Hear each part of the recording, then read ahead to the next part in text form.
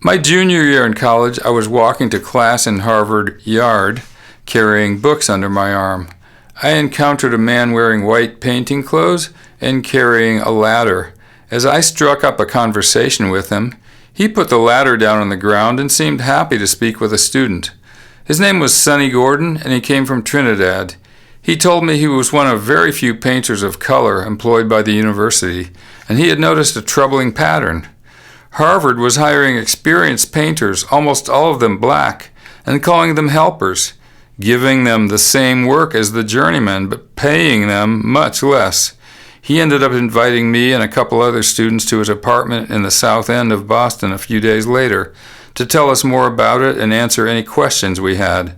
From this conversation was born a campaign waged by Students for a Democratic Society to promote the painters' helpers and raise their pay.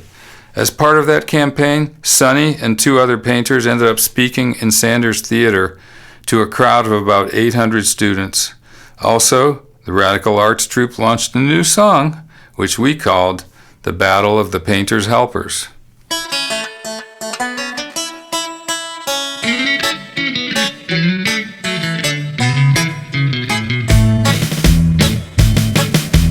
Just a few years ago we looked around our school. There weren't enough black workers, so we didn't look too cool. We found some with experience and sent them out to paint. They said, you know, we're journeymen. We said, oh no you ain't. They worked real hard cause they thought they'd be promoted. We said there'd be some openings if they would stick around.